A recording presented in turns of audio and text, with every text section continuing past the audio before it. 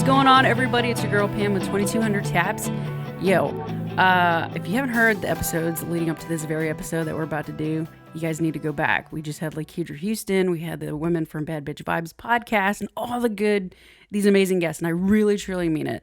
And my next guest, where do I even start with her? She is owning her story and kicking some serious ass. I'll tell you that right now. And I love it. She's a dear friend of mine I met in an organization a while back, and same organization that helped save my life. That's where I met her. And I am so excited to introduce to you, the name's even better, Miss Jenny Laine. Jenny Laine. Why am I calling you Jenny Laine? Jen, how you doing? Good. How you doing, girl? I'm good, man. Jeez. I always say it with every guest, the interviews get better and better and the stories get better and better. I can't choose like which one's my favorite. Can't do it. Won't do it. Won't even try. Mm-hmm. But I got to tell you, after talking to you the other day, I got some good news for you if you haven't figured it out already.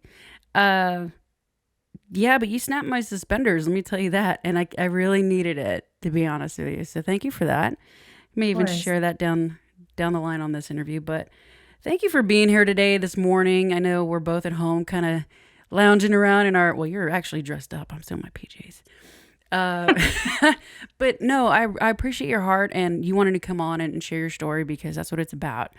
And if you don't mind, just kind of tell my listeners a little bit about yourself and we'll get to rock and rolling. Cool? Okay, cool, girl. All right. Thank you so much for having me on here. I love it. Like I loved when we connected to the other day too. Like that was so good. That's always first of all, it's always so good to connect with people from previous situations, right? And experiences. And I feel like we had so much heart through that. Like we just knew how to always connect and jump right into that space. And yeah, it was good. That was good for me too. So a little bit about my story. I always say like I've been in the beauty industry for 24 years, started at 17, was a mom at 17, which was a huge part of that like journey. I've got 7 now babies. One of them's a bonus baby, one I adopted, and I have 5 girls. And it's just really been like a whirlwind of a journey. And in the last 5 years, I started an inner healing company where I work with life strategy, mindset, and women's empowerment. And a lot of that was just born and bred out of my own journey and my own story, and having now 6 daughters that I'm like, oh, I gotta step it up, you know? Yeah, all that estrogen, man. All the things. I love it. So you had your first baby at 17? I got married at 17. It was really like, I guess because of some childhood experiences that I went through and endured, I was just wanted to be an adult, wanted to escape and get out and be the one with the reins in my hands and go. So really my first one was like, oh, let's get pregnant so we can get married so I can be an adult. Because that's how 17-year-olds think, you know? Seriously. Wow. Oh my gosh. And she's my baby that's actually currently living at the Olympic Training Center right now and getting ready to go to Olympic trials. Dude, I'm telling you, like, for my listeners, this is a really cool story with this amazing lady and how her kids are thriving when, like, y'all could have literally been a statistic. Right. In so many ways. Because my mom had me at 16. And I get that. I can only imagine the relationship you and your oldest have because it's kind of similar to my mom and I. It's like your best friend growing up. You know, you grow up together. Yeah. Well, I think, it's interesting because I feel like I'm a totally different mom today than I was with my older 3. And one of my girls just turned 21 Wednesday last week. And I was telling her, gosh, when I was your age, I had a 2-year-old and then a 6-month-old, by the time I turned 21 and kind of laughing about it. And she's like, and look at who we are. And I was like, I was so determined to not be a statistic, but I feel like with my older ones in the early years, it was kind of that militant mom, like trying so hard to be like this certain parent. And so they've really grown up with me and grown emotionally with me, and just their tenacity and who they are as people today is really a result of that journey. I can't wait to talk about that. I feel like we're going to kind of get into that here in a minute, but I feel like this is a good segue to start your story. I know you're originally from Alaska, right? Yeah. Man, you're not even the lower 48. You're like way up there. Wait. You right? got to take a ferry to get to you. Well, I mean, or a plane. I mean, you Or a can plane. drive. We left Alaska. When we left, we drove up down the Alcan. You just have to go through Canada. Uh, okay. That makes sense. Well, I'll tell you what, let's get started. It's so funny. We started right there with you being a, teenage mom and progressing. But Yeah. I know you and I have talked privately, and I think we just going back to your childhood, right? And you've even grilled my butt on this, is like going back to that childhood. Right. What was it that kind of started this whole thing of, you said militaristic, mom or parental figure, mom in this case. And what was it that got you to the point where you're like, you know what, I'm going to make sure my babies have everything that they have and that I can do what I need to do to show up as a healthy me? Yeah. What'd that look like? Well, I mean, I guess like the backstory of why I felt like that was so important was because of, I guess, out of a space that I feel as though I didn't have some of those things, and when I was 9, I went to my family, which we were kind of talking about this the other day, but like I feel like there was probably some stuff earlier than that. But when I was 9, a family friend had been staying over there at their house with our moms did business together, and the mom and dad got divorced, and I still hung out with the little girl, and she was a couple of years younger than I was, and went through just a molestation situation. And when I went to my parents to tell them what was going on, I can't remember exactly what the initial response was. I remember there was a lot of silence, and then my mom, I think, kind of went to go find out what was going on and came back to me and was kind of put it on me. Like said, oh, he had this story of what happened. And she was like, you're curious and you're at that age, kind of as if I made it up. Oh, wow. And it was really this like just devastating moment for me of internalizing and thinking like, what could I have ever done that you would not believe something like this that I'm telling you? Mm. And I didn't know at the time, but all of these like inner wounds and inner identity things were like coming on me like, what did I do wrong? I didn't tell this guy no, and I didn't say this at 9 years old, And then I was curious, and I can remember being curious from such a young age. And so that kind of spiraled me into this space of feeling like, oh God, not only is something wrong with me, like something like is so like, you don't even deserve to like exist. And I always felt like in that organization that we went through, when I discovered her, that part of me, it was like, I could just like leave her behind. I kicked her in the closet and shoved the door in and hope she'd suffocate and die. Like, Man, I know what you're talking Then about. I kind of progressed and went through like my dad was my hero, he was my end all be all. And I will never forget this moment. We used to go to breakfast on Saturday mornings, and we went to the store after and got out of the truck, and we came around the corner, and that man was walking towards us. And my dad and him had known each other through the relationship that existed prior, but also they were both pilots. And I remember feeling in that moment like, oh, my dad's like my superhero. Like I always thought in my mind, like he's going to kill somebody and crush them. Like that would do something terrible to me. And he didn't do that. He actually reached out and shook his hand, and a lot of just inner, like, I think I disconnected at that moment. Did he like know? Yeah, he knew. Yeah. And Wow. there was but I think that there was such a deep root of like disbelief, Yeah. of like maybe not wanting to believe It that was happens. something, Yeah, it happens. could happen. And I've since, in like a lot of my inner healing things, like realized that that is a response I think sometimes parents have, is like, I don't know what to do with that. I can't acknowledge that that could be real, or that happened on my watch, or, and so we're just going to pretend like it didn't happen or that didn't exist. And that led me into a lot of promiscuity, like moving forward. I ended up getting molested by another friend of my dad's for years and years and years. And Man, I was just a train wreck as a teenager. Like, I'm yeah. sorry. That's just, I mean, God dang, man. right. Yes. Hmm. But I didn't tell them about the second guy because, like, why would I? Yeah. And then that led down a path of, I had a guy best friend when I was in high school. I thought he was my best friend.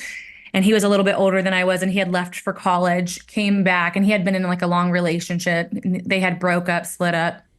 And our relationship was never like this, like wanted to be together relationship. And there was like a brief moment when he had come back, like I guess out of anger or whatever, and I ended up pregnant.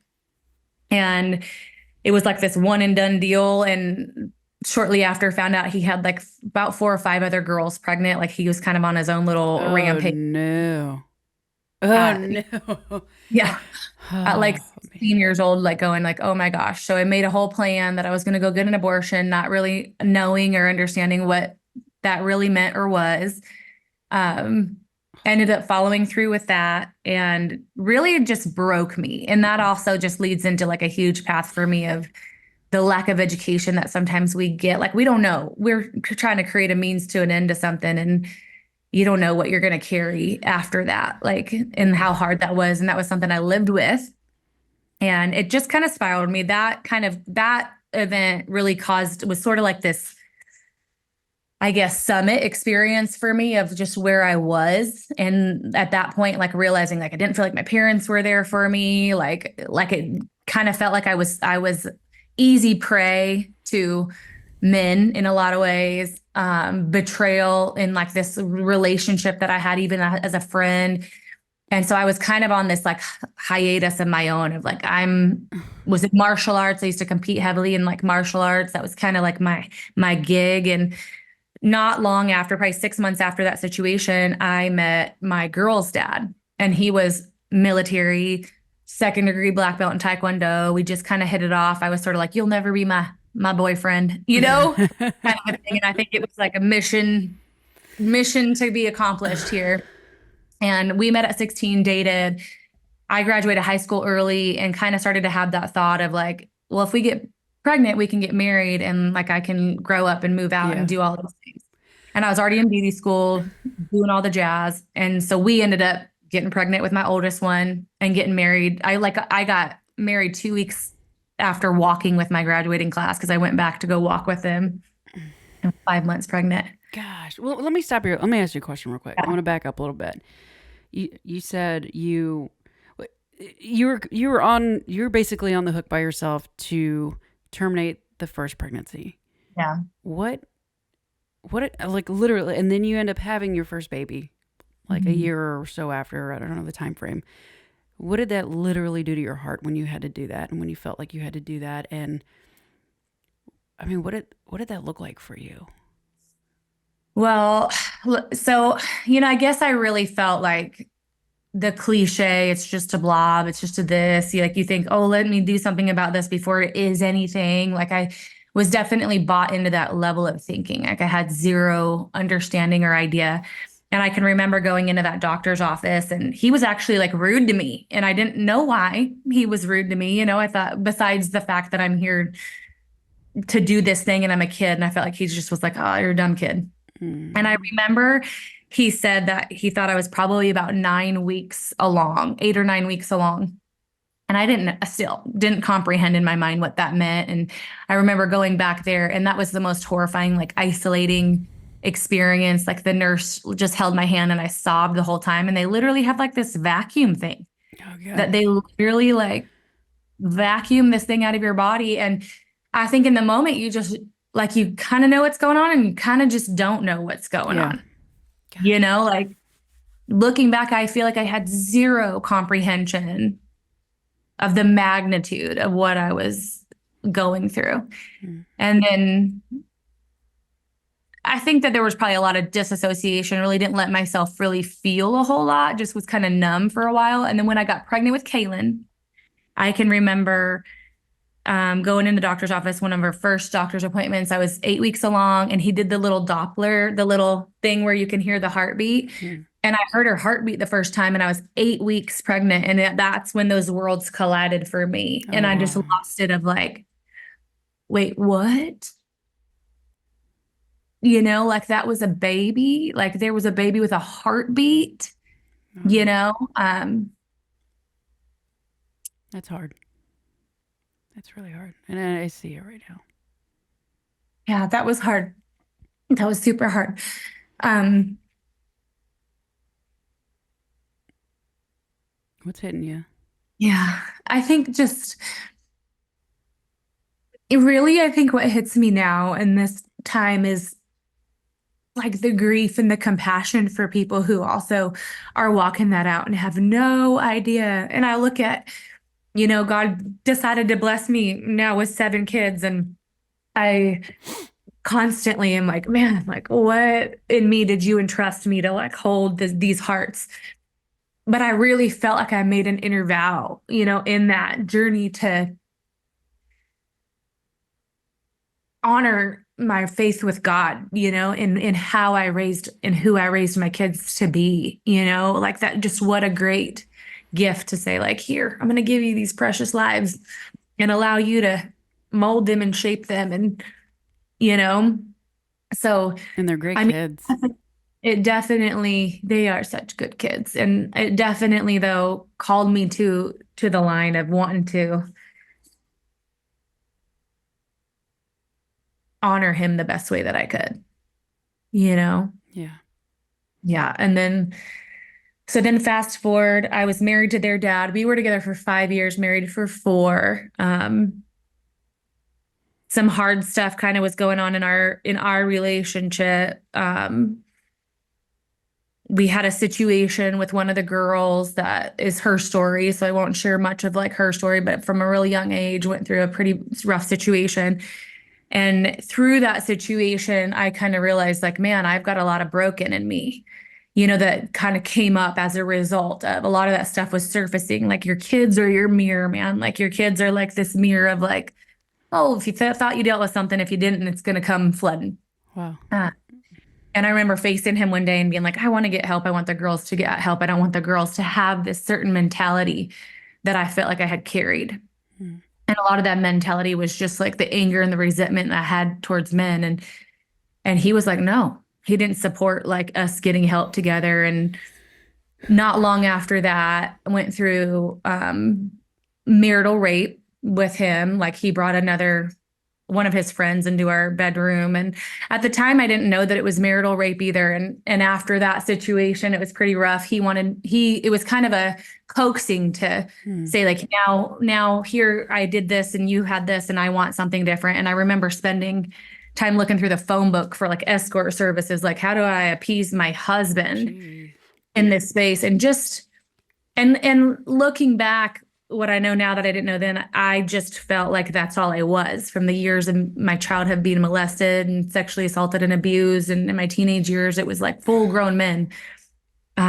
And so I felt like that was who I was and what I had to offer to a man. And Mm-hmm. then we went through a season where, I mean, like he would just say, it's not that hard to lay there and like throw me up against the wall. And I mean, I'd be crying, like, He how are said you? that? Yeah, like, how Dude, are I want you to even punch him in the able to throat, man. perform? Yeah. Oh, So finally got out of that situation. And um, over the years, like, we divorced. I moved across the country. Like he moved somewhere else too, but he's never really been involved in the girls' lives. And some stuff has come out from my girls as to probably why he never really tried too hard to be. I think he was probably an abuser to them as well. And so, yeah.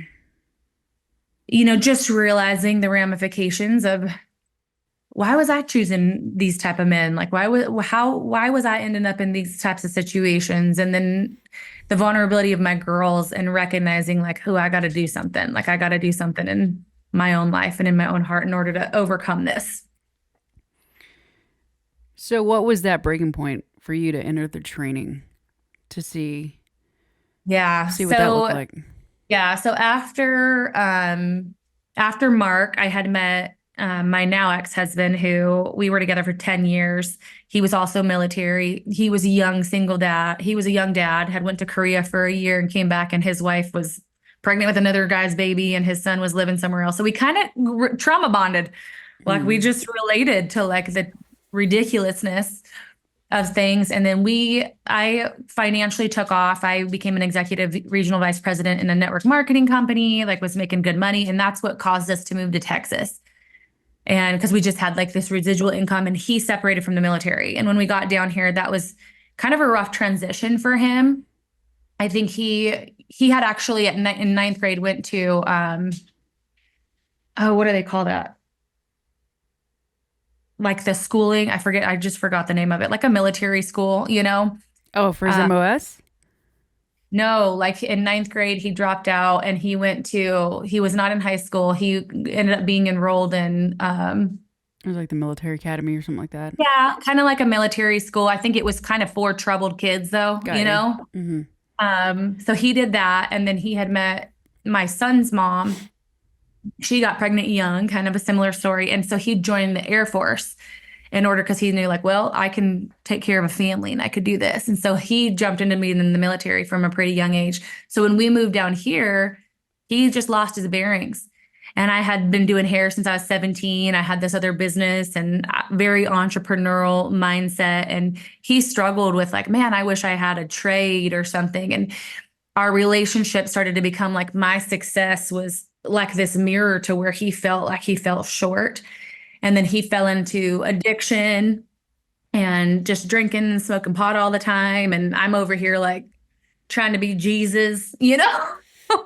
Like, Oh my found some God. girlfriends, like dove deep into my faith. Like, Um, and that was a whole like element of failure, you know, for him too. And so it really was when like that was probably even more traumatic for my kids, us going through those years. And I really felt anchored to I'm not leaving. I took up this vow.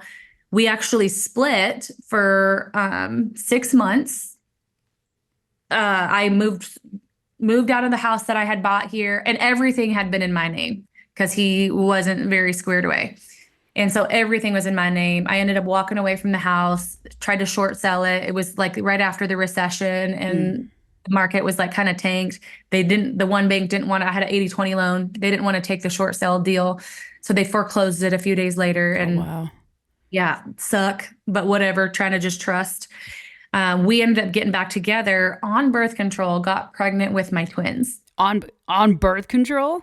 Birth control girl. So it was sort of like, okay, Lord, are you serious? Like what? Not even one baby, two. Two little Yes, babies.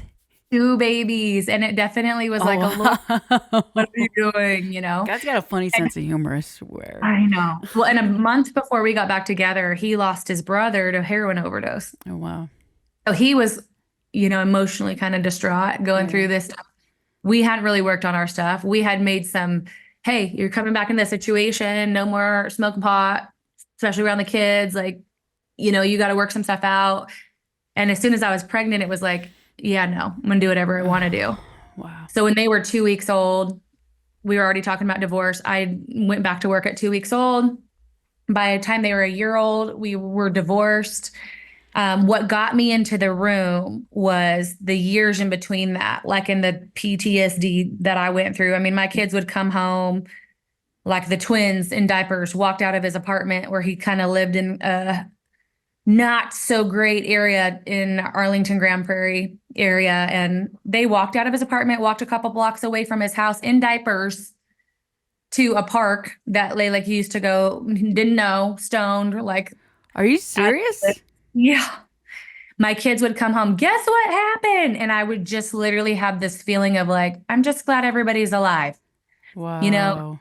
got a call from my oldest one day. They were driving to see his aunt 7 hours away. He's smoking pot in the car with all of them in the car, feeling Jesus. like unsafe. But he was like, I'm not changing who I am Wow. because of you guys. Like, dude, this is something that you do. This is not who you are. So it was just like this torture. Yeah. And then when the twins were 3, this was literally like the God thing that got me in the room. He had been dating a new girl and they went over to her house and she had a pool and they were all partying, drinking, smoking pot and had the girls and one of them had to go potty. So he took her in, took her floaties off so she could go potty. And here comes the other one. And listen, twins are hard to watch sober, let alone like being under some kind of influence, you Yeah. know? So the other one comes in. He's clearly like moving a little slower cognitively.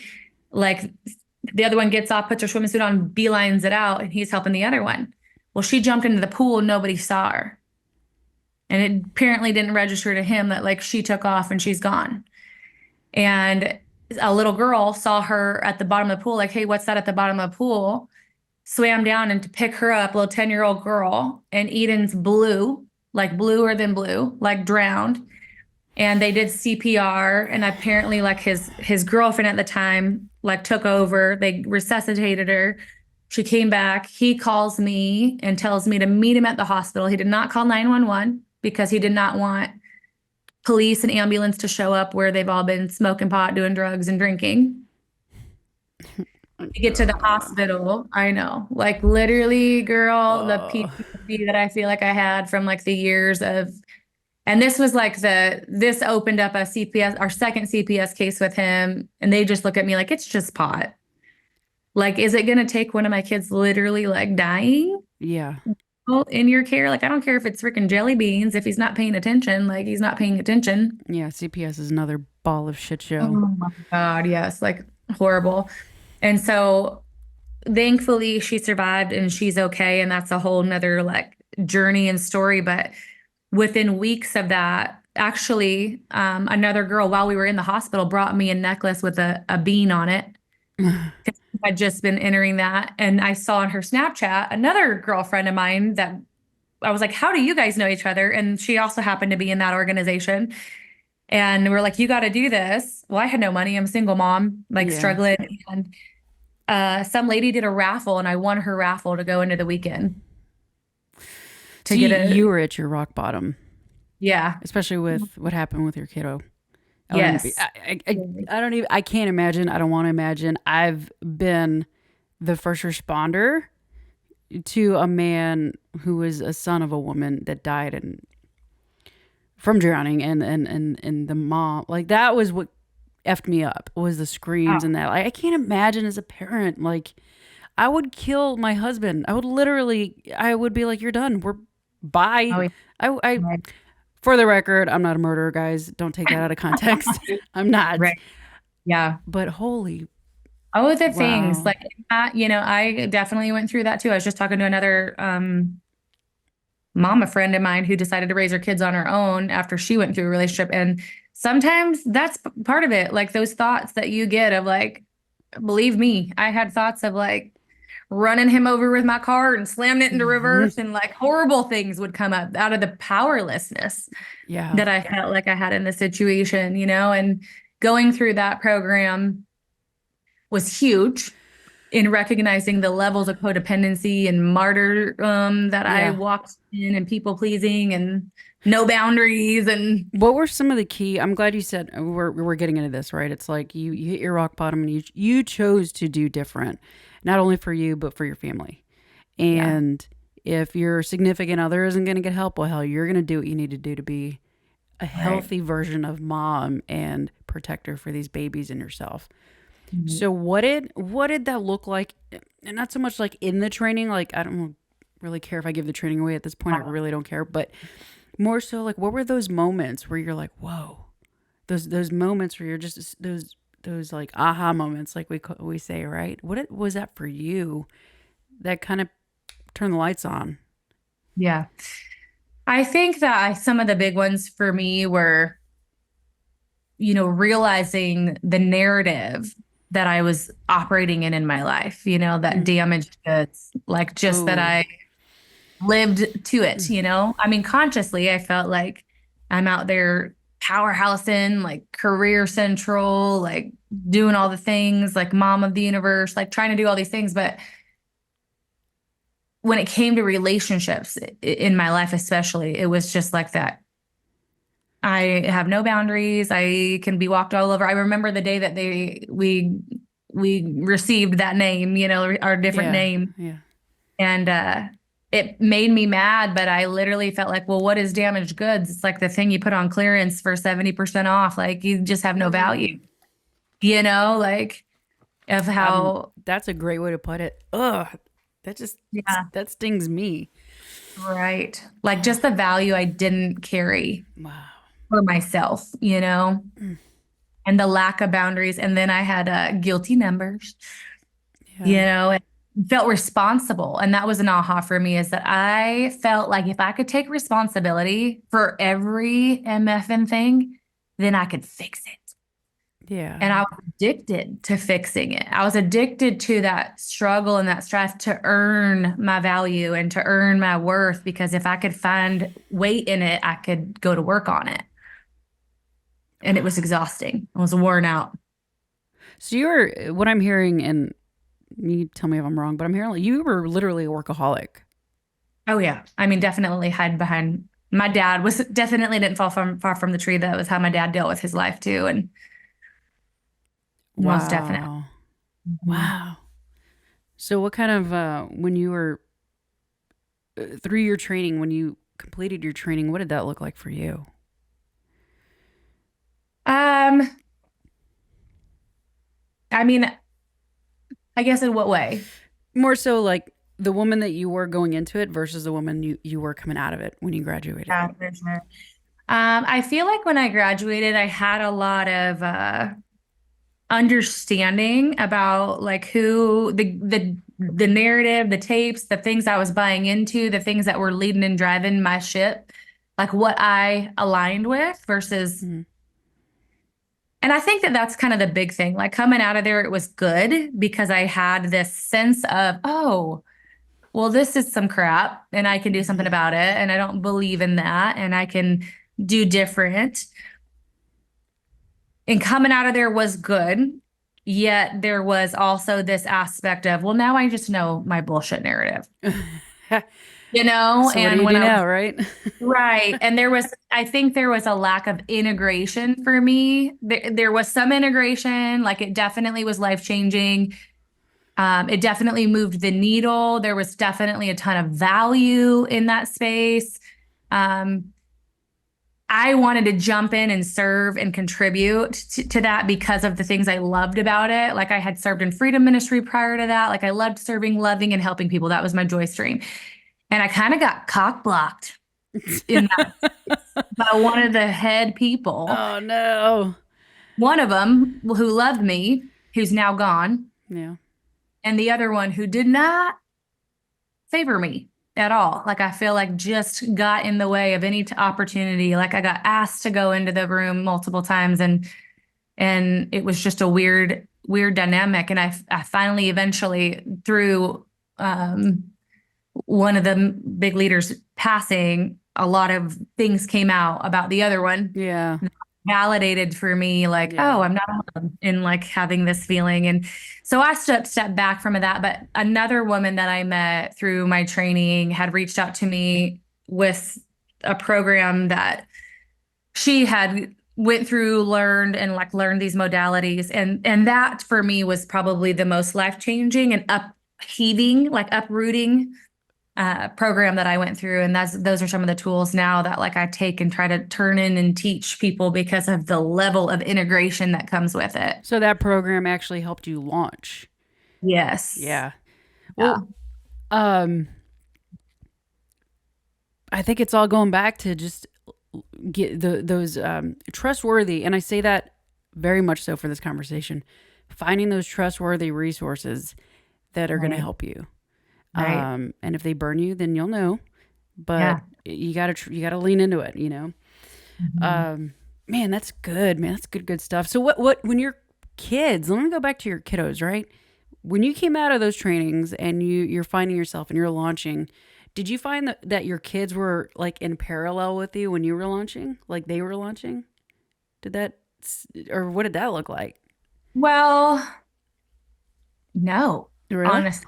I think that at first it was like, I think that that's normal. When you like upheaval the ground, like you till some things up, like you got to Yeah. uproot the whole enchilada, right? Like the roots and everything that go with it. So all the BS that I ran my show on was also played out and running in the fiber of how the kids operated. Hmm. And that created like a tilling process. And probably a year after I graduated, I took the kids through that program's teen portion. And that was actually super life changing for our family dynamic and the way we started to learn to communicate with one another. Nice. And it gave my kids space to know how to have a voice and feel confident and also have ownership in their voice, Hmm. and their junk, like the games they're playing and the things that they're saying and doing, like they got to own that. And that absolutely was life changing Good. for all of us when we all went through. Wow. I love But when it that. was just me, it was tough because then it was me try not to be the codependent, try not to be a martyr, Yeah. like in trying to do different with these kids who were only used to that operation, Yeah. you know? So, I mean, it was all good. Like all of it was good. And that's kind of the thing I've learned no matter what the program, the process, it's all for a purpose. The challenge just is an opportunity. I always told my kids, use your adversity to your advantage. Like we're going to look at this situation as a blessing, like not a curse. Like problems are opportunities to solve problems, Yeah. like just this is how we grow and how we elevate. I love that. I love that you are that upfront with your kids and you are now a safe space for them to be that upfront with you. I Yeah. think that's Oh, I can huge. remember a couple years ago in doing the work that I do now that I teach. It's a continuous, it's like a muscle, years ago I competed in bodybuilding and I always loved working out. I started working out when I was 11 years old, but when it came to this point of like, oh, I'm going to get on a stage, had prepared for a long period of time and then got to a point where it was like, okay, for 12 weeks, we're going to go super hardcore and like eat a certain way and pose a certain way and work out a certain way and just train and live a certain way. Mm-hmm. That it equated to a get on stage moment. And that was great.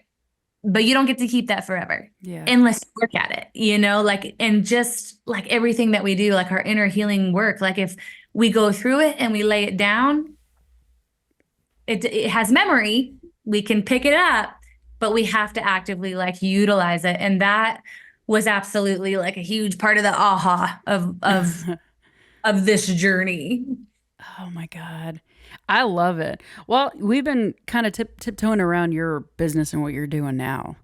I'd like to talk a little. I'm on a weird timer right now on the call. We may have to log off and on real quick. I don't know if it's going to cut it off, just so you know.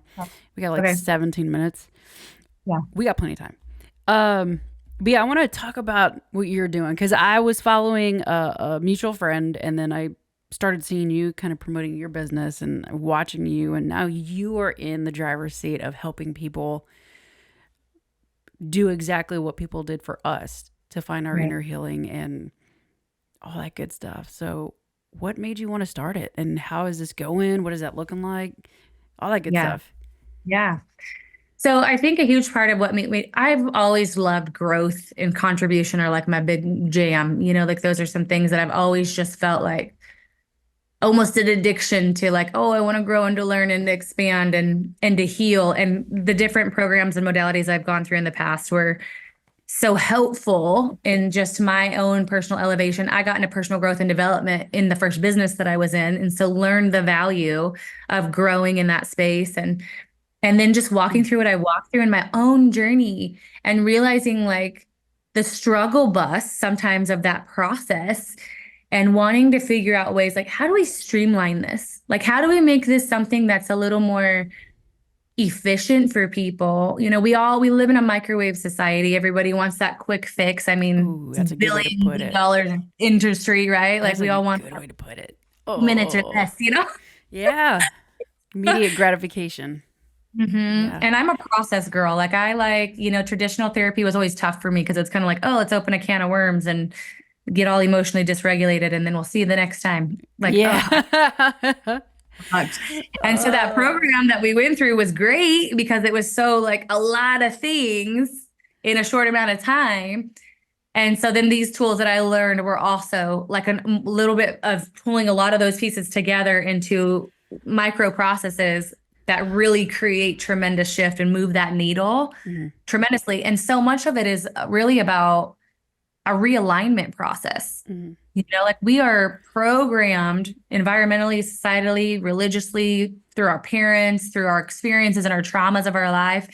And like we delete, distort, and generalize all of that and call it the truth. And that's who we walk in. That's why I walked in damaged goods, because all of those experiences and those situations that validated that narrative to me caused me to walk in that identity instead of the identity that I was God given.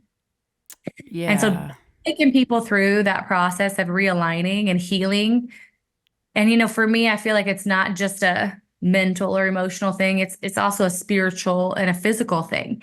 A lot of therapy is top down. That's 20% of the game. Like, the somatic aspect is in our body. Yeah. And spiritually, we're spirit having a human experience. And so all of these things have to intercede and interconnect. And otherwise, it's just knowledge. It's just a bunch of talk, like Yeah. how do I integrate these things? And, I've come a super long way and I've got a lot of awesome tools, but I would say like I'm still on that journey. And I think I'll forever be on that journey of evolving and coming into like my fullest potential and like who I am and what's next. And every season presents something different. And when my older kids hit those ages of getting ready to go off to college, they got a mom. My older three got this mom who was in survival mode. Yeah. Who was trying to overcome these childhood things, who was living out the repercussions and the consequences of those beliefs and trying to parent them and be something different and shield them and raise them as well as I could under all those circumstances.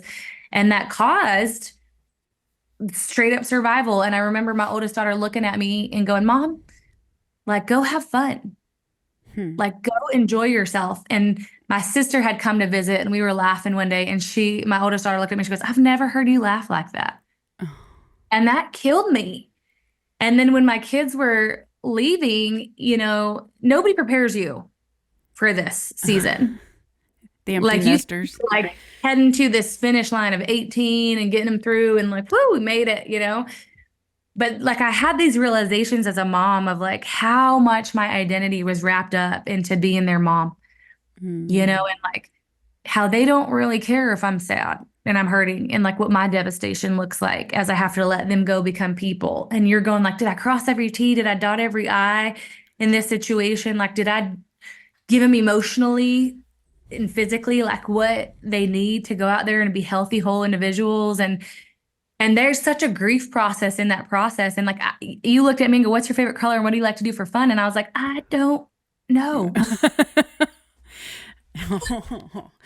And I think it's that realignment. And so like the work I do really falls into that space of realizing what are the identities in the compartments that I live my life, because I'm not just a hairdresser. I'm not just a mom. I'm not just a coach, you know what I mean? Like I'm a Jen, I have my own dreams, wants, needs, and desires. And how do I really like allow that to be the fullest expression that everybody around me gets to see, especially my kids and my family? And how do I undo all of the layers of all of the crap, the people pleasing, the codependency, the trauma, in order to be the full expression of myself? And that's fun. That's a fun journey. It's been exciting. And to help other people come alongside and realize like, what's getting in your way of that? Yeah. Yeah. You're good at that. You're really good at that. You called me on my shit the other day and I loved it. Yeah, you're really good at that. You're definitely in your element. I'll tell you that. Yeah. And your kids, and getting back to your kiddos here, like your oldest is freaking a beast, dude. And I wanted to actually go to one of her events here in Fort Worth, but I never followed through. But now she's in the Olympics, or training for the Olympics. Yeah, she lives at the Olympic Training Center. She took it was supposed to be her last year of college, and she decided to take a gap year, which that's actually been kind of hard on her, which is interesting. Like, she's got her own mental game with that, like of like, oh, everybody's graduating and I'm not. And I'm like, I don't know too many people who are training for the Olympics, baby, So she's got the Olympics. She qualified in December for the Olympic trials because the journey was you have to qualify to go to the trials. And so she got her spot for that. And the trials are in April. The good thing is that she really has like this heart of like, it's okay if it doesn't happen. Like I've got a good 2 more Olympics that I'll be able to do like with her age, And so, but it's kind of crazy. I think she's got a pretty good opportunity. She just took gold in France a couple weeks ago. Beast mode, man. This kid is a beast. And she didn't even start till her sophomore year of high school. And that's one of the most fun parts for a lot of her coaches and stuff are like, dude, she hadn't even hit her full capacity or God dang. know? So Oh that my it's gosh. really exciting. It's been super exciting. Oh man. And then your other kiddos, your son graduated from college. Your He babies are got, growing up. they are. I know. I know. And then we got Joe's daughter this summer to come live with us full time. And that's been amazing. Like she's doing so much better. And she definitely, like, that's been the hard part is that you watch your kids go through their own levels of trauma, Yeah. Oh, you yeah. know, Yeah. and realizing like how easy it is to step into our ego as people and as parents and parent from our ego or learn to parent from compassion and like a safe place and like what do I really ultimately want to give this kiddo that she can launch from and That's it's sure come out of my ego, that's you know? good. That's good medicine. You can parent from your ego or you can parent from compassion. Right. Holy moly. I don't even have kids right now and that just hit me. But Yeah. it's true because you have these parents that, they're living vicariously through their kids and like, you're not good enough in sports. You're going to keep playing, playing, playing. And it's like, bro, I don't even want to play the sport. But Yeah. I'm doing it because of you. It's your ego. Like, stop feeding that. Girl, yes. Well, Whoa. it's funny because years ago when my bigs were little, like I was in the personal training space and the fitness space, and I would have these people bring their kids in and, they're in select this, rec that, specialized training of this kind, personalized training over here, personal training over here, like all in hopes that they become something one day. And we watched so many kids be burnt out by the time that they Mm-hmm. actually had the opportunity. And my oldest daughter popped out looking like an athlete, wanted zero to do with athletics. Like I had to make her, like when she went to seventh grade, I was like, you're going to play basketball. It's fun. And now she's living at the freaking Olympic Training Center. That like Oh. that ego. I mean, we see that so much in the Yeah. wrestling community, like a lot of these parents and the things that they say. And with the girls, I always said, like, the one thing you will never hear me say is like anything about your weight, Mm-hmm. like, Yeah. I remember when she first started, she was kind of mirroring some people around her. And one time she kind of had a little bit of a crappy attitude. And I looked at her and I said, if you can't lose, you don't deserve to win. Like you better learn how to lose, like in Wow. this whole gamut. But it's not even the kids, it's the parents I know. at the time. I know. And watching my kiddo, dude, she's hard enough on herself. She sure as crap did not need somebody else to be hard on her. Like those No. natural consequences were there. How are they doing with you now? How do they respond with you? How are they doing with your new fiance and what is that looking like? Yeah. They're doing good. I feel like the kids all along with Joe, it's so funny because he's just not he I always said he's the calm to my storm. Like he's just kind of more of a skill bug. Mm-hmm. I mean, he does get mad about stuff sometimes, but it takes a little bit and a little while for him to get to that point. But I think the kids were very leery. Like I have been mom and dad. And that's something that I teach on too, is the whole masculine, feminine. Like operated in my masculine for so long that they're used to me like calling the shots and they didn't like the idea of like another person. Mm-hmm. I was like that. But yeah, Mm-hmm. Aaliyah and Taylor, my son and my middle oldest daughter, always they bonded really well with him. Kaylin, it's taken a little slower. She's my leery one, man. She's got a lot of hurt that she's had from the dad situation in Arena and then just the boy situation in Arena, I feel like. And Yeah. she's on her little journey. I feel like he's going to be one of these look back situations where they realize like he was at most of her events, and like supporting her all the way through. And so they're good. And as far as with me, it's gone really good. Like my son, they go through these phases, and I remember going through a phase when he was like that young adult, just kind of launching out post high school, going into college. And it was hard to bond with him. It felt like a little bit of like passivity. And it would drive me crazy where I felt like I was the one being passive aggressive because I'm like, there's an elephant in the room, what's going on. And he's so in his own skin now that like we have the greatest conversations. Aaliyah and I are like best friends. Kaylin's just been on her journey of her own inner healing and then like continuing to hone in and be a safe place for her. Hmm. And then Chloe, like we got her and she has often came back. And it's funny, her and I, she's my bonus baby. When she was probably 14, like I had a whole little breakdown with her where I was like, whoa, whoa, whoa. Like, listen to me. And just kind of verbally gave her a 1-2. And she videoed that and she hated that. And now she comes back to me. She's like, you are the only person who's ever parented me. Wow. Really, truly, like, and then give me that safe place. And she expresses that. So that's awesome for me in my heart to feel like that they do feel like I can be a safe place for them. And I'm still going to be their mama, like, and throw down when I need to, but Yeah. it's love, the message is out of caring for them. No, it's interesting, kind of like to backtrack real quick before we wrap up. We're doing really good on time. Your current fiance Yeah. actually went through the same training that you went through, that we Yeah. went through. Yeah. And without really diving into his stuff, because that's his stuff, right? But what did that look like as far as him coming out of it and y'all being able to speak the same language, so to speak? Oh, yeah. What was that like?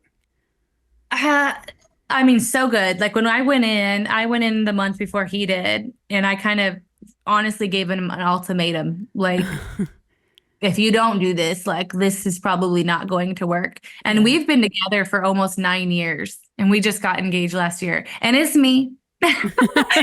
Me. Like I'm like, oh, like we all have our stuff, right? Yeah.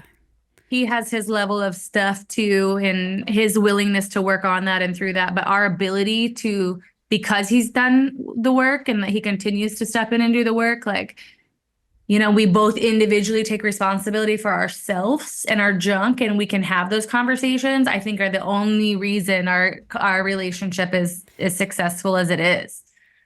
I can appreciate that so much. You hear about it all the time about couples. Like the biggest thing that ends relationship is no communication. Yeah. Like it could be the lack of this, that, and the other. But at the end of the day, if you're not communicating, you're not thriving. Yeah. Well, and I think personal ownership. Mm-hmm. Because I've watched a lot of people. I can remember actually in the training too, like realizing that there are people who come in this and weaponize what they learn. Oh yeah, and that's pretty bad. Yeah. And I think when you already are hiding, and maybe don't even realize that you're hiding, maybe you're avoidant, like it's easy to attain knowledge and understanding about something without application in a way that allows you to stay behind the wall. And I can relate to that in fibers of my own story, and in like witnessing and us having to call each other out in those spaces and being able to take ownership of our position to be able to have that conversation is the only thing that changed the game. Yeah. I love that. There's hope. There is hope. And I'm so excited. I'm so excited. Maybe I'll start getting out in the dating scene. I don't know. We'll see. All the things. I got to tell you real quick before we wrap up. I told you I wanted, you were talking about pivoting, right? And having those pivot moments in life. And those are the moments that alter your trajectory. You can choose to pivot or you can choose to stay stuck in your own shit. Yeah. And I told you I was going to get a Friends poster with the couch. Yeah. And instead of doing that, I actually invited some friends over. One that loves to paint. He's a Marine buddy of mine. That's his outlet. Yeah. So I was at Walmart. I ended up getting canvases, like 5 canvases. And we had a painting party. And we spelled pivot and hung it up on my wall. So I could see it every day. And I love it. The best part is it's crooked. Like it's not even like we tried to hang it straight, but it's like, meh. I'm like, that works, dude. That so works. It was really fun and good medicine to have them over to do it, and it was just good. So I was kind of proud of myself, and I needed to follow up with you on that it happened. I love it. Now there's a story behind these paintings or this painting. Yes. So thank you for that good medicine. Of course. See it every morning. I love that. Well, real quick, I think we did really good on time. Thanks for hanging in there with me and giving me your time, which is the most precious thing anybody could ask for. But before I let you go, where can people find you? Maybe even sign up for these trainings. Just reach out like, hey, where are you at? Or how can I get involved with you? Where can they find you? Yeah. So right now, JennyLaineco.com. is our landing page and our website, where we have quite a bit of information. We've got a free download on there that people can go on and download a free meditation on clearing overwhelm, because we all need a little of that stress release. Give a little bit of information about some ways to work with us. Also on Facebook, JennyLaineco. And we have a private Facebook page called Bring Your Belonging. And that's where I'll go in and do some teaching. There's already several hours of teaching up in there, just talking about why we do what we do, why this healing and reprogramming your RAS is important, and how that is a launching pad for everything that we do in life. So you can find me there and connect with me there. And I look forward to connecting with some of the hearts of your people, girl. Man, these hearts are very special. Let me tell you that. And I think it's going to be good. And I'll link everything in the show notes down below, or wherever these videos land. We'll make sure we do that. And just see what happens. So yeah, I appreciate you so much. Appreciate you too. Much. Well, hang with me one tight. I'm going to sign off with my listeners, and then we'll chat and say goodbye here in a minute. Okay. But there you go, guys. Miss Jenny Laine. What a name. She's doing big things in the community and for the people. And if you guys want to get connected, everything's down below, guys. And get ready, because we got more guests coming up. And we can't thank all of our guests that have been here thus far, and especially Jen today, for sharing their hearts and, giving people hope. That's what it's about. So until next time, peace.